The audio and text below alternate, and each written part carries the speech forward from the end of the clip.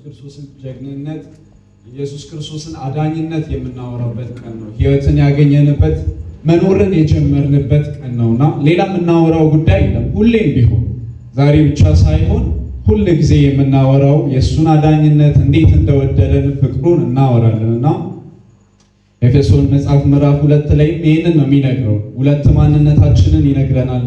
አስቀድመን በክርስቶስ ከመሆናችን በፊት ምን አይነት ፍጥረት እንደሆንን እና በበደላችንና በኃጢአታችን ሙታን የነበርን የራሳችንን ምኞት የስጋችንን ፍቃድ የምንከተል እንደገና ደግሞ አሁንም በማይታዘዙት ልጆቹ መካከል እንደሚሰራው እንደ በአጋንንት ስር እንደምንኖር ይነግረንና እግዚአብሔር ግን በምህረቱ ደግሞ ባለጠጋ ስለሆነ ከወደደን ከታላቅ ፍቅሩ የተነሳ ደግሞ ልጆቹ እንዳደረገን በኢየሱስ ክርስቶስ ደግሞ እንደተነሳ ይናገራል እና በኢየሱስ ክርስቶስ ሞት የሆነ ሴርሞኒ አይደለም ያገኘ ነው። በየዓመቱ የምናረገው መታሰቢያ አይደለም። እሱም ብቻ አይደለም ያገኘ ነው። ሕይወትን አግኝተናል። ሃሌሉያ! ኪንግደም ሽፍት አድርገናል አይደል? በጨለማ ነበርን፣ አሁን ደግሞ በብርሃን። ሃሌሉያ! ሙታን ነበርን፣ ሕያዋን አልነበርንም። ለእግዚአብሔር ፋንክሽን ማድረግ አንችልም እና ጳውሎስ ሲነግራቸው ለኤፌሶን ሰዎች እንደዚህ ነው፣ እናንተ የምትተጉ ነበራችሁ፣ ለአጋንንት የምትተጉ የምትታዘዙለት፣ ለክፋት የምትታዘዙ እና በዛ አለቃ ስር ነበራችሁ፣ በሞት ስር ነበራችሁ እና በኢየሱስ ክርስቶስ ግን ሕያዋን ሆናችኋል ይላል። ኢየሱስ ጌታ ነው። ኢየሱስ ጌታ ነው። ይሄ የሆነ ነገር ለውጥ ሃይማኖት አይደለም የቀየርነው። ባይዘይ ከሆነ ሃይማኖት ወደ ሆነ ሃይማኖት አይደለም የመጣ ነው። ከቁጣው ደግሞ ድናችኋል ይላል። ከእግዚአብሔር ቁጣ አስታውሳለሁ የዛሬ 15 ኢዮብ እያወራው ነበር አይደል? ሰው አይደል ከሰው አምልጦ ወደ እግዚአብሔር ሊሸሽ ይችላል። ከሰይጣን አምልጦ ደግሞ ወደ እግዚአብሔር ሊሸሽ ይችላል። ከእግዚአብሔር ቁጣ ግን ወዴትም መሸሽ አንችልም እያለ እያወራ ነበርና እግዚአብሔር ከተቆጣ ወዴትም ማምለጥ አይቻልም።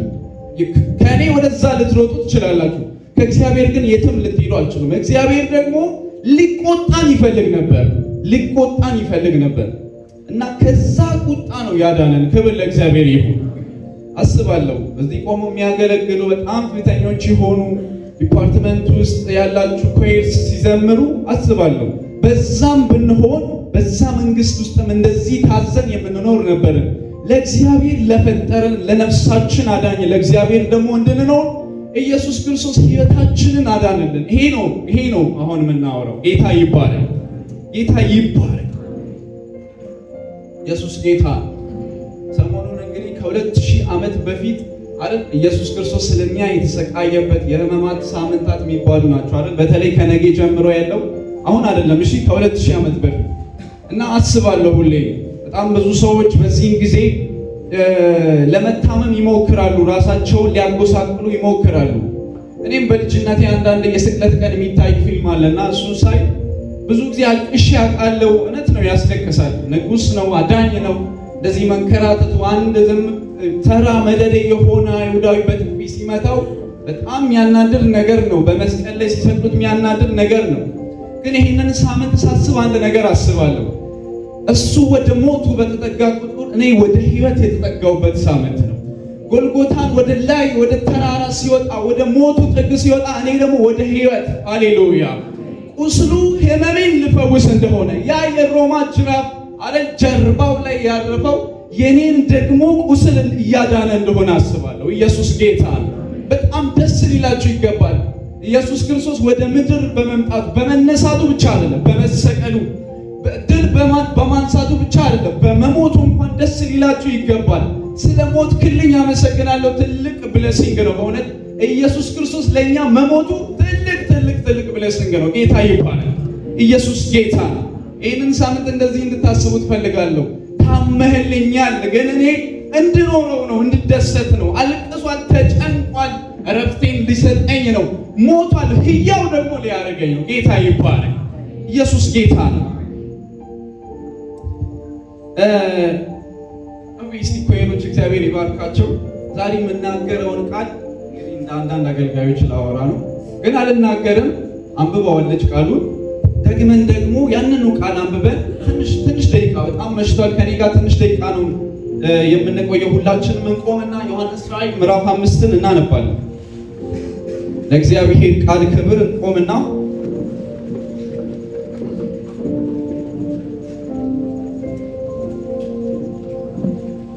በጌታ በኢየሱስ ክርስቶስ ስም አነባዋለሁ። እንደዚህ ይላል። በዙፋኑ ላይ በተቀመጠው በቀኝ እጁ ላይ በውስጥና በኋላ የተጻፈበት የሰባት ማኅተምም የተዘጋ መጽሐፍን አየሁ። ብርቱም መልአክ መጽሐፉን ይዘረጋ ዘንድ ማኅተሞቹን ይፈታ ዘንድ የሚገባው ማን ነው ብሎ በታላቅ ድምፅ ሲያውጅ አየሁ። በሰማይም ቢሆን በምድር ላይ ቢሆን ከምድር በታች ቢሆን መጽሐፉን ሊዘረጋ ወይ ሊመለከተው ማንም አልተቻለው። መጽሐፉን ሊዘረጋ ወይ ሊመለከተው የሚገባው ማንም ስላልተገኘ እጅግ አለቀስሁ። ከሽማግሌዎቹ አንዱ አታልቅስ፣ እነሆ ከይሁዳ ነገድ የሆነው አንበሳ እርሱ የዳዊት ሥር መጽሐፉን ይዘረጋ ዘንድ ሰባቱንም ማኅተም ይፈታ ዘንድ ድል ነስቷል አለኝ። በዙፋኑም በአራት እንስሶች መካከል በሽማግሌዎቹ መካከል እንደ ታረደ በግ ቆሞ አየሁ። 7 ቀንዶችና 7 ዓይኖች ነበሩት። እነርሱም ወደ ምድር ሁሉ የተላኩ የእግዚአብሔር መናፍስት ናቸው። መጥቶም በዙፋኑ ላይ ከተቀመጠ ከዚያ ከቀኝ እጁ መጽሐፉን ወሰደው። መጽሐፉንም በወሰደ ጊዜ 4 እንስሶችና 24 ሽማግሌዎች በበጉ ፊት ወደቁ። እያንዳንዳቸው በገናና የቅዱሳን ጸሎት የሆነ ዕጣን የሞላበትን የወርቅ ዕቃ ያዙ። መጽሐፉን ትወስድ ዘንድ ማኅተሞቹን ትፈታ ዘንድ ይገባሃል፣ ታርደሃልና በደምህ ለእግዚአብሔር ከነገድ ሁሉ ከቋንቋም ሁሉ ከወገንም ሁሉ ከሕዝብም ሁሉ ሰዎችን ዋጅተህ ለአምላካችን መንግሥትና ካህናት ይሆኑ ዘንድ አደረጋቸው፣ በምድርም ላይ ይነግሣሉ እያለ ይቀጥላል። ጌታ ይባርካችሁ። ቁጭ በሉ። እንግዲህ የዮሐንስን ራእይ የጻፈው ራእዩንም የተቀበለው ሐዋርያው ዮሐንስ እንደሆነ እናውቃለን። ማርቆስ ወንጌል ምዕራፍ 1 ከቁጥር 19 ጀምራችሁ ስታነቡ 2 ሰዎችን ታገኛላችሁ። ወጣት የነበሩ ቲኔጀርስ የነበሩ የዘብዴዎስ ልጆችን ያዕቆብንና ዮሐንስን እና ከአባታቸው ጋር አሳ በሚያጠምዱበት ጊዜ እንደማንኛውም አይሁዳዊ የለበሰ እንደማንኛውም አይሁዳዊ የተጫማ አንድ ሰው በእድሜ ከነሱ ሊበልጥ የሚችል ኦፍኮርስ የሚበልጥም መጥቶ ተከተሉኝ ስላቸው መጽሐፍ ሲናገር እንደዚህ ይላል። አባታቸውን ከነመረቁ ትተው ተከተሉት።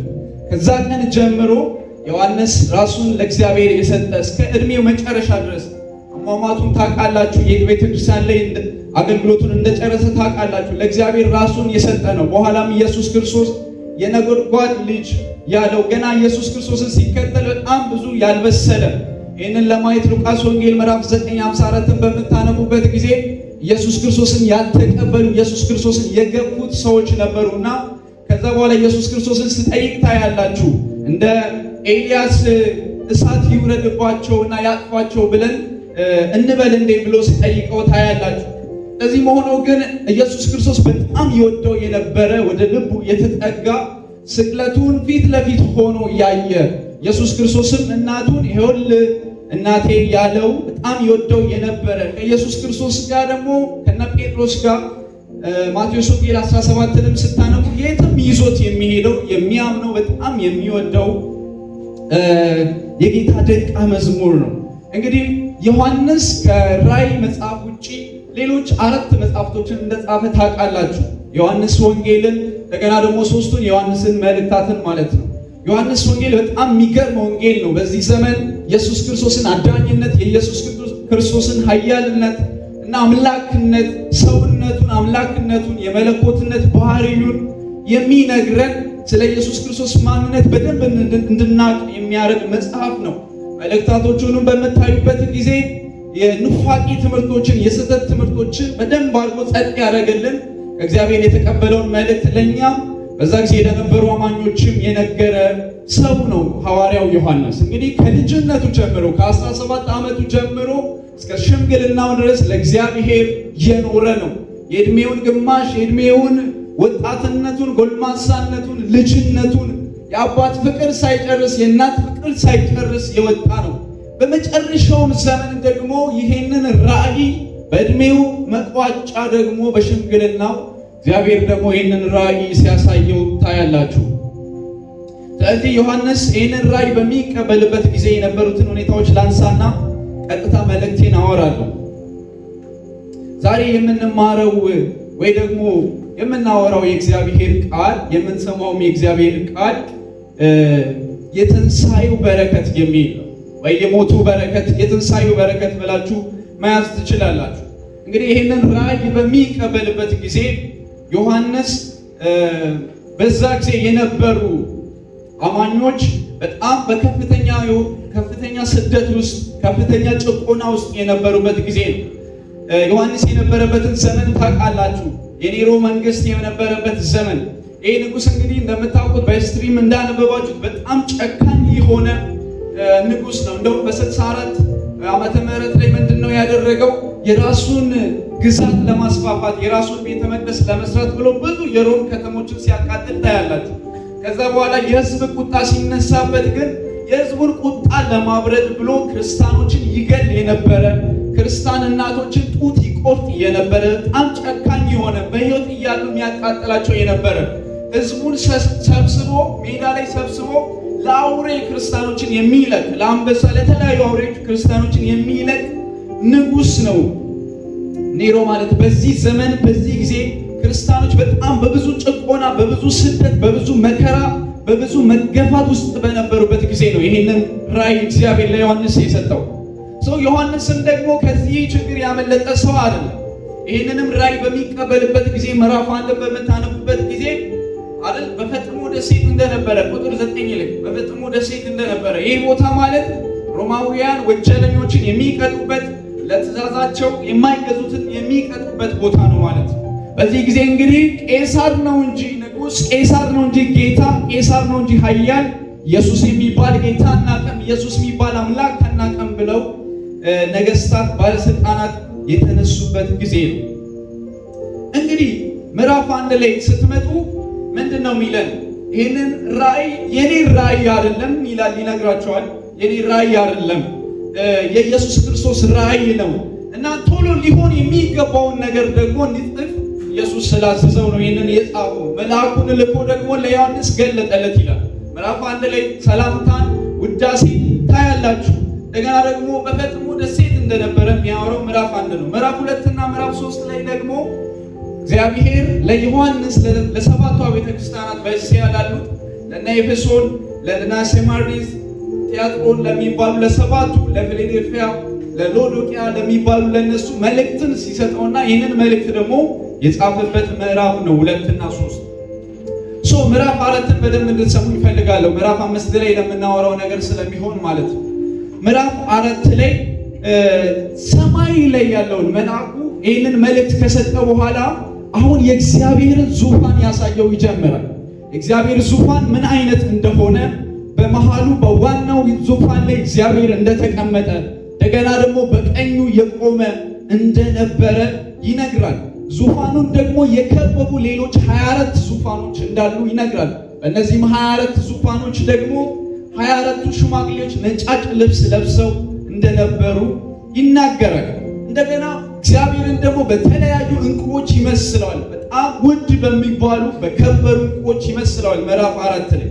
እንደገና በዙፋኑ መካከል ደግሞ 4 እንስሶች እንዳሉ በአይን የተሞሉ አንብቡት እናንተ ገብታችሁ ቤት በአይን የተሞሉ በውስጥም በውጭም በአይን የተሞሉ በ4 እንስሶች የነበረ ዙፋን እንደነበረ በመሃሉ ይናገራል። ምዕራፍ 5 ላይ አሁን ያነበብነው ክፍል ላይ ግን ወደዚህ ሲመጣ ዙፋኑን አይቷል። እግዚአብሔር የት ጋር እንደተቀመጠ አይቷል። ያንን የእግዚአብሔርን ዙፋን ደግሞ የከበቡ ሌሎች 24 ዙፋኖች እንዳሉ አይቷል። በዛም ደግሞ 24ቱ ሽማግሌዎች እንዳሉ በመካከልም 4 እንስሶች ብዙ ትርጉም አለው። እንግዲህ ዮሐንስ ራእይን ስታነቡ በጣም ትምህርታዊ የሆነ መጽሐፍ ነው። በጣም ብዙ ጊዜ እንፈራዋለን አይደል?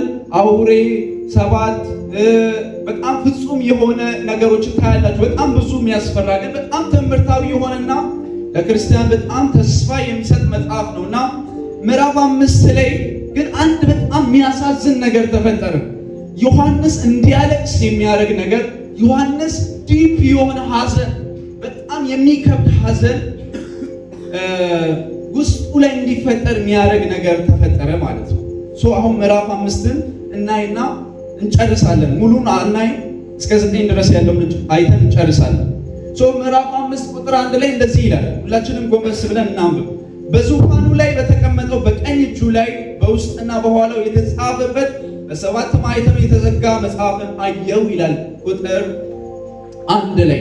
ስለዚህ በዚህ ቁጥር ላይ 3 ነገር ይነግረናል። ቅድም ምዕራፍ 4 ላይ ባየው ዙፋን ላይ የተቀመጠ አለ ይላል። ይሄ ሆሊ የሆነውን እግዚአብሔር አብን ነው የሚያሳየው። እግዚአብሔር አብን የዓለም ፈጣሪ የሆነውን ቅዱስ የሆነውን ሆሊ የሆነውን እግዚአብሔርን ነው የሚያሳየው። ከዛ በኋላ እንደዚህ ይላል፣ በቀኝ እጁ ላይ በውስጥና በኋላ የተጻፈበትን በሰባት ማኅተም የተዘጋ መጽሐፍን አየሁ። አሁን በእግዚአብሔር ቀኝ እጅ በእግዚአብሔር አብ ቀኝ እጅ ላይ ደግሞ ምን ያያል? መጽሐፍ ያያል። ይሄ መጽሐፍ በሁለቱም በኩል በዚህኛው በዛኛውም በኩል የተጻፈ ነው። ይሄ ማለት ዘጸአት 32:15ን በምታነቡበት ጊዜ ሕግ የተጻፈባቸውን የብሉይ ኪዳን ጽላቶችን ታውቃላችሁ አይደል? ሙሴ ከተራራው ይዞ የወረዳቸው ማለት ነው። እንደው 15 ላይ ምንድነው የሚለው? የምስጢር ጽላቶቹን በእጁ ይዞ ከተራራው ወረደ። ጽላቶቹ በዚህና በዚያ በሁለት ወገን ተጽፎባቸው ነበር እና 16 ላይ ጽላቶቹም የእግዚአብሔር ሥራ ነበሩ፣ ጽሕፈቱም የእግዚአብሔር ጽሕፈት ነበር ይላል። ሕዝቅኤል 2:9-10ን በምታነቡበት ጊዜ እነሆ እጅ ወደ እኔ ተዘርግታ ነበር፣ እነሆ የመጽሐፍ ጥቅልልም ነበረበት፣ በውስጥም በውጭም ተጽፎበት ነበር፣ ለቅሶና ሐዘን ዋይታም ተጽፎበት ነበር ይላል። ይሄ በውስጥና በውጭ ተጽፎበት ነበር የሚለው ፍጹም መሆኑን ማንም ምንም ሊጨምር የማይችል መሆኑን ነው የሚያሳየው ማለት ነው። ስለዚህ መጽሐፉ ምንድን ነው? በሁለቱም በኩል ተጽፎበታል፣ ፍጹም ነው።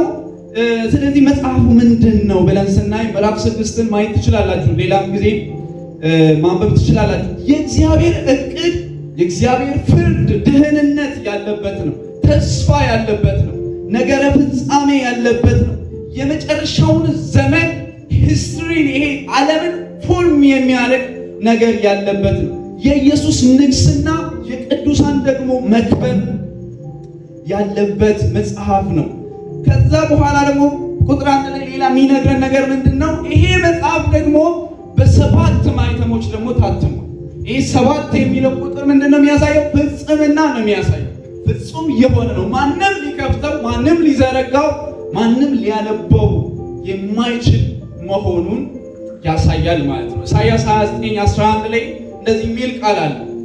ራእዩ ሁሉ እንደታተመ መጽሐፍ ቃል ሆኖባቸዋል ይልና ማንበብም ለሚያውቅ፣ በደንብ ስሙ፣ ራእዩ ሁሉ እንደታተመ መጽሐፍ ቃል ሆኖባቸዋል ይልና ማንበብንም ለሚያውቅ ይህንን አንብብ ብሎ በሰጡት ጊዜ እሱ ማንበብ አላውቅም ይላቸዋል ይላል። ከታች ደግሞ እንደዚህ ይላል፣ ደግሞ መጽሐፍን ማንበብ ለማያውቅ ደግሞ ይህንን አንብብ ብሎ በሰጡት ጊዜ እርሱ ማንበብ አላውቅም ይላቸዋል። የችሎታ ጉዳይ አይደለም፣ የማንበብና ያለማንበብ ጉዳይ አይደለም ማለት ነው። መጽሐፉ ታትሞባቸዋል እንዳያምን። ይሄ መጽሐፍ ደግሞ በሰባት ማኅተም ታትሟል ማለት ነው። ቁጥር 2 እንሂድ። ከዛ ቀጥሎ ተስፋ የሚሰጥ ነገር የሚመስል ነገር መጣ ማለት ነው። ቁጥር 2 ላይ እንደዚህ ይላል፣ ብርቱ መልአክ አቅም ያለው መልአክ መጽሐፉን ይዘረጋ ዘንድ ማኅተሞቹንም ይፈታተን ዘንድ የሚገባው ማን ነው የሚል ጥያቄ ይዞ መጣ። እንግዲህ መጽሐፉ ታትሟል ብያችኋለሁ። ማንም ሊከፍት አይችልም። ማንም መጽሐፉን ሊያነብ አይችልም። እና መልአኩ መፍትሄ ያለው ይመስል ነበር። ብርቱ ነው፣ አቅም አለው። ግን እንደዚህ እያለ እያወጀ መጣ። ድምፁን ከፍ አድርጎ መጽሐፉን ይዘረጋ ዘንድ ማኅተሞቹን ይፈታ ዘንድ የሚገባው ማን ነው? አሁን የአቅም ጉዳይ አይደለም። ወርዝ የሚያደርገው ማን ነው ነው? አብ ቀኝ እጅ ወስዶ መጽሐፉን የሚከፍት መጽሐፉን ነግሬያቸዋለሁ። የሰው ፍጻሜ፣ የቅዱሳን መክበር፣ ምናልባትም ብዙዎች እንደሚስማሙት ይሄ ዮሐንስ የነበረበትን ሁኔታ ታውቃላችሁ። እነዛ መንግስታት እንዴት አማኞችን እንደሚጨቁኑ ታውቃላችሁ። ያ የሚያበቃበት ትክክለኛ የእግዚአብሔር ፍርድ የሚገለጥበት መጽሐፍ ነው፣ ግን ተዘግቷል። መልአኩ መፍትሄ የለውም። ማን ነው ይሄንን መጽሐፍ የሚከፍተው፣ የሚያነበው፣ ማኅተሙን የሚፈታ የሚል ጥያቄ አለ። በታላቅ ድምፅ ሲያውጅ አየው ይለናል ዮሐንስ። ከዛ በኋላ እንደዚህ ይላል፣ በሰማይም ቢሆን በምድርም ላይ ቢሆን ከምድር በታች ቢሆን መጽሐፉን ሊዘረጋ ወይ ሊመለከተው ማንም አልተቻለውም ይላል። መልአኩ ጠይቆ ማን ነው አሁን የተገባው ይሄንን መጽሐፍ የሚፈታ ማን ነው ይልና በሰማይ ቢሆን በምድር ቢሆን ከምድርም በታች ቢሆን መጽሐፉን ሊዘረጋ ማኅተሞቹን ሊከፍት የሚችል ማንም የለም። በሰማይ ታውቃላችሁ አእላፍ መላእክት እንዳሉ ዮሐንስ ራእይን ስታነቡ ይህን ታገኛላችሁ። 24ቱ ሽማግሌዎች ምንን ነው የሚወክሉት? 12ቱ የብሉይ ኪዳንን ነገድን ነው የሚወክሉት። 12ቱ ደግሞ የአዲስ ኪዳንን ደቀ መዛሙርት ነው የሚወክሉት። የሞቱ ቅዱሳኖች አሉ በሰማይ። እነዛ የሚያስፈሩ እንስሶች አሉ። ግን መልአኩ አንድ ጥያቄ ያለው ማን ነው ይሄንን ማኅተም ሊፈታ የሚችለው መጽሐፉን ሊዘረጋ የሚችለው? ይህንና በሰማይ ቢፈለግ በምድር ቢፈለግ ደግሞ አንድም የለም። ያ ብቻ አይደለም፣ ከምድርም በታች ቢፈለግ ማንም መጽሐፉን ሊዘረጋ አልተቻለም። በምድር ሰዎች ሁሉ፣ ነገስታት ሁሉ፣ ኃያላን ሁሉ፣ መሪዎች ሁሉ፣ እውቀት ያላቸው፣ ብር ያላቸው፣ ጥበብ ያላቸው፣ በጣም የሚያስደንቁን የምንገረምባቸው እነሱ ሁሉ አልቻሉ። እነ ሙሴ አልቻሉ። በጣም በቅድስናቸው በጽድቃቸው መናቃቸው በመከራቸው የታገሱት እነ ኢዮብ አልቻሉ። የተነጠቁ አሉ፣ ስጋቸው ተፈልጎ ያልተገኙ አልቻሉ። ማንም የለም ማኅተሙን የሚፈታው ከአብ ዘንድ ከቀኙ ወስዶ ማንም የለም ይህንን መጽሐፍ ሊዘረጋ የሚችል። መልአኩ ሰርች ሲያደርግ ማንም የለም። ከዚህ በፊት የሞቱ አማኞች አሉ፣ ቅዱሳን ናቸው፣ አገልግለውታል፣ ሰርፍ አድርገዋል፣ ተመስክሮላቸዋል፣ ተጽፎላቸዋል፣ ታሪክ አለ፣ ግን አልቻሉም። ማንም የለም። የለም ነው እኮ ማንም የለም አይደል? የለም ነው ማንም የለም። 5:4 ላይ እንደዚህ ይላል፣ እንግዲህ መጽሐፉን ከእግዚአብሔር አብ ቀኝ የሚወስድ የለም፣ መጽሐፉ ተዘግቷል፣ በሰማይ የለም፣ በምድር የለም፣ ከምድርም በታች የለም። 5:4 ላይ የዮሐንስን ለቅሶ ታያላችሁ። ትልቅ ሐዘን፣ ኢቭል የሆነ ነገር ሊቀጥል ነው። መጨረሻ ያለው ነገር ላይኖር ነው። በቃ ሊቀጥል ነው። ቅድም ብያችኋለሁ፣ ይሄ መጽሐፍ እግዚአብሔርን ዕቅድ የያዘ ነው። በሰይጣን ላይ በክፉ ላይ ፍርድን የያዘ ነው። የኃጢአት ፍርድን የያዘ ነው። ቅዱሳን የሚከብሩበት መጽሐፍ ነው። ሳልቬሽን ሪስቶሬሽን ለቅዱሳን የሚሰጥበት መጽሐፍ ነው። ከእግዚአብሔር ጋር ዕቅድን የያዘ ነው። ኢተርኒቲ ላይፍ ያለው መጽሐፍ ነው። የቅዱሳን ተስፋ ያለበት መጽሐፍ ነው። ማንም ግን አልተገኘም። ይሄ በጣም ያስለቅሳል። ምዕራፍ 5 ቁጥር 5 እንደዚህ ይላል፣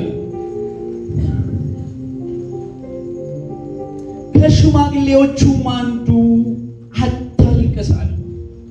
አሁን የተሻለ ነው ከመልአኩ። አንዱ እዛ ከነበሩት ሽማግሌዎች አታልቅስ አለ። ሶ ሂናው ሳምዋን ይህንን ማድረግ የሚችል ከእግዚአብሔር ቀኝ መጽሐፉን ተቀብሎ መዘርጋት የሚችል ማኅተሞቹን ሊፈታ የሚችል አታልቅስ አለኝ። እነሆ አለ። ከዛ በኋላ ኢየሱስ ጌታ ከይሁዳ ነገድ የሆነው አንበሳ እርሱም የዳዊት ስር መጽሐፉን ይዘረጋ ዘንድ ሰባቱንም ማኅተም ይፈታ ዘንድ ድል ነስቷል አለ። ድል ነስቷል። አዎ የይሁዳ ንጉሥ ነው። ከይሁዳ ነገድ ብዙዎች አሉ እኮ ከይሁዳ ነገድ የሆኑ። ይህ ግን አንበሳ ነው፣ ጀግና ነው። አቃላችሁ አንበሳ በምን እንደሚመሰል he is the king እያለው ነው። ንጉሥ ነው። ያ ብቻ አይደለም፣ ምክንያቱ ድል ነስቷል፣ አሸንፏል። ሞትን አሸንፏል፣ ሲኦልን አሸንፏል። በኩር ነው ከሞት እሱ ሊፈታ ይችላል። ኢየሱስ ጌታ ነው። ኢየሱስ ጌታ ነው። ይህንን ነው የሚነግረን ማቴዎስ በወንጌሉ 28ቱንም ምዕራፍ በምታነቡበት ጊዜ ኢየሱስ ንጉሥ ነው፣ የይሁዳ ንጉሥ ነው የሚለን። ምዕራፍ 1ን ስታነቡ ነገስታቶቹ ተራ ነበሩ። ልክ እነ ዳዊት ታውቃላችሁ፣ ማይታወሱ ነበሩ። በረኝነት የሆነ ቦታ የነበሩ ነበሩ። ንግስናን ሲያገኙ ነው ስም ያገኙት። ንግስናን ሲያገኙ ነው ቤተ መንግስት የገቡት። ይሄኛው ንጉሥ ግን ከፍ ካለበት የወረደ ነው። ከፍ ካለበት ከአባቱ ቀኝ ዝቅታን የመረጠ ነው። እስቲል ግን ንጉሥሽ ነው ይላታል ይሁዳ ማቴዎስ። ከርታታ ነው ስታዩት፣ ውበት የለውም። እንደ ማንኛውም አይሁዳዊ እንደ ማንኛውም ተራ ሰው ሰንደል ጫማ የሆነ አንተ የምትለብሰውን የለበሰ ነው። እንደዛ ነው እኮ የሚላቸው። አንተ የምትለብሰውን የለበሰ ነው። የሆነ የተለየ ነገር አታይበትም። አፍንጫ አለው፣ ጆሮ አለው፣ እግር አለው፣ ወግ ያደርጋል፣ ይበላል፣ ከገበያ ገዝቶ ይበላል፣ ዘኪዎስ ቤትም ይበላል፣ እነ ማርያም ቤትም ይበላል፣ ያገኘውን ይበላል። ግን ንጉሥ ነው ይላቸው። ንጉሥ ነው። ኢየሱስ ጌታ ድል ነስቷል።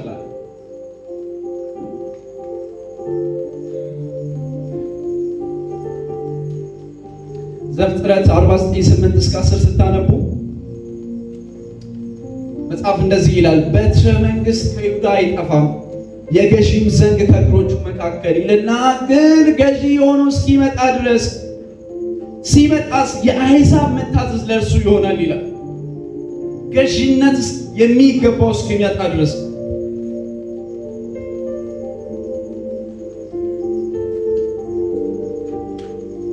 ኢየሱስ ጌታ፣ ኢየሱስ ጌታ፣ ሞትን ያሸነፈ ጌታ፣ ድል የነሳ ጌታ ማኅተሙን ሊፈታ ዘንድ ችሏል።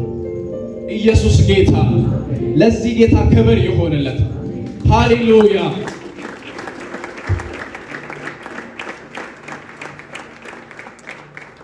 ንጉሥ ነው ይላቸዋል። ደጋግሞ የሚነግራቸው ይሄ ነው ማቴዎስ።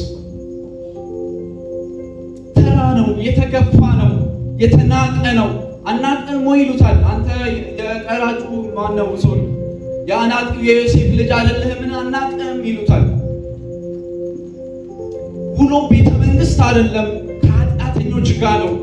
ደቀ መዛሙርቱ እንኳን የሚሰሩት ስራ በጣም የሚያስከብረው አይደለም። ቀራጭ ፈልጎ አሳ የሚያጥም ፈልጎ ነው።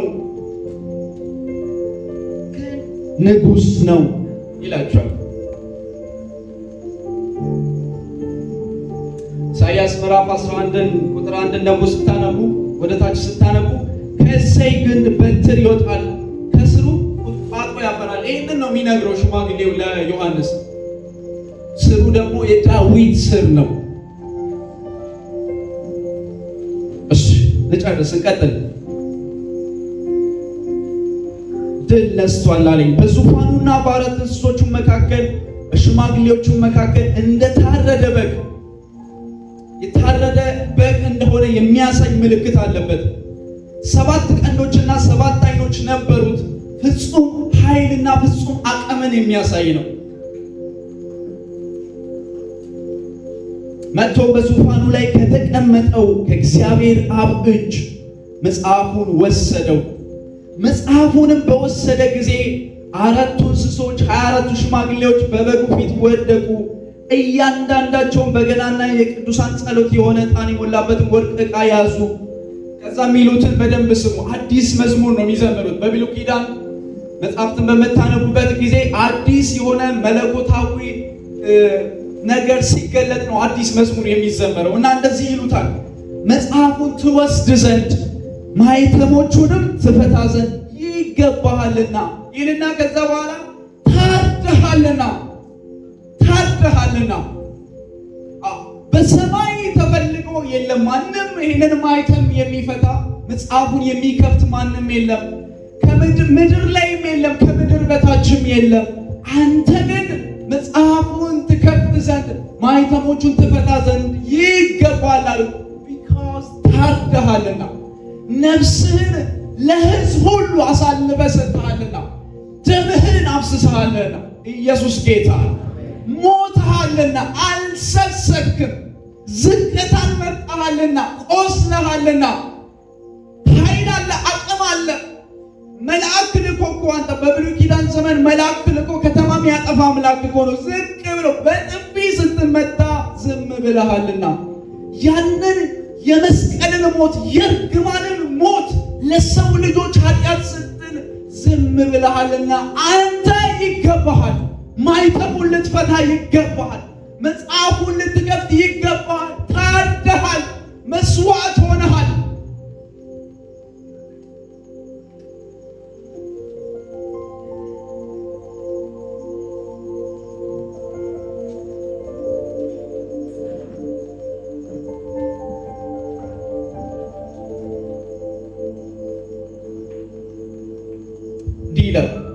ቀጠሉ ደግሞ ታርደሃልና ከዛስ በደምህ በገዛ ደምህ በብሉይ ኪዳን ዘመን ታውቃላችሁ አይደል?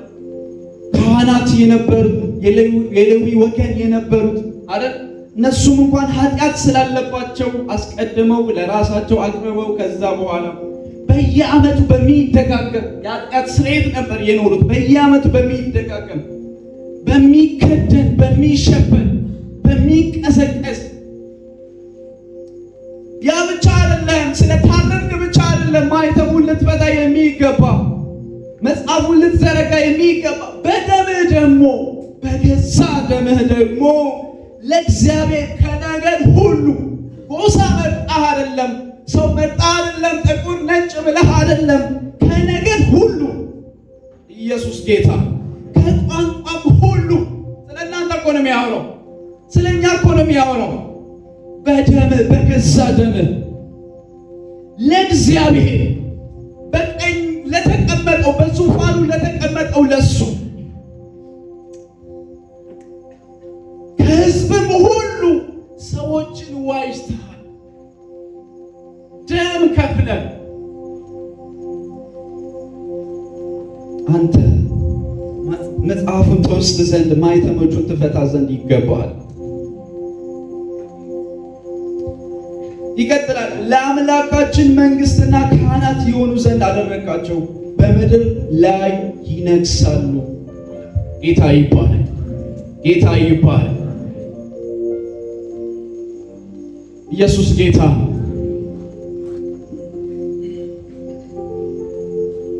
የዚህን መጽሐፍ እያንዳንዱን ምዕራፍ 6 ስትገቡ በጉ የመጀመሪያውን ማኅተም ሲፈታ ምን እንደሚሆን በደንብ ይናገራል።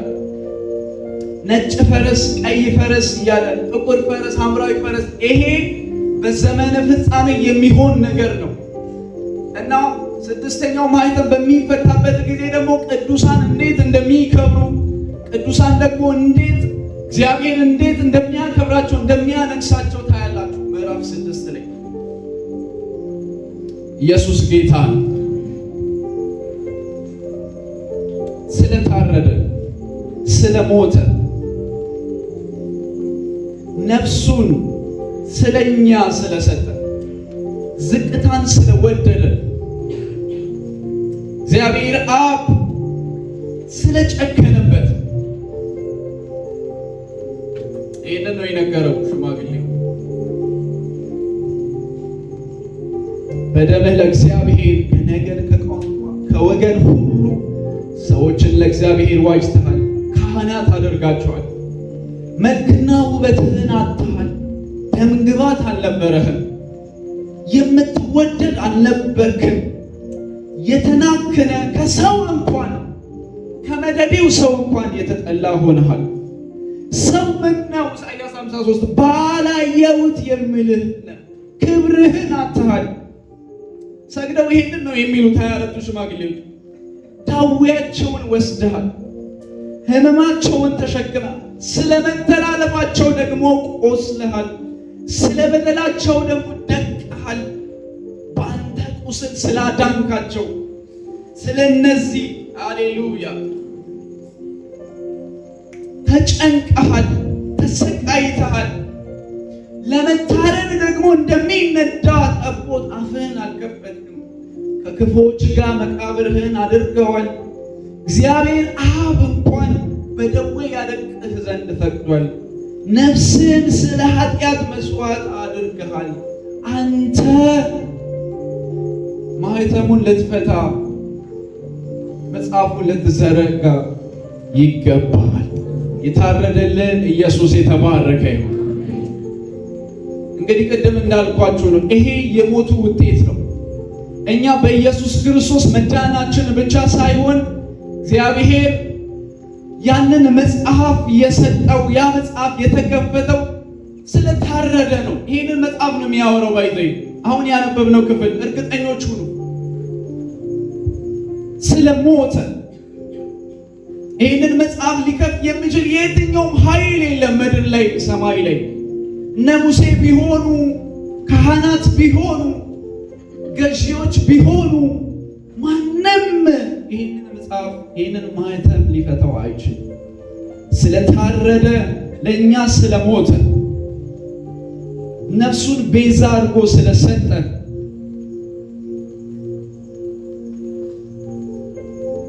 ኢየሱስ ጌታ። ቆመን አንድ ጥቅስ እናንብብና 7:9 ላይ እንጨርሳለን። ጸልየን እንጨርሳለን።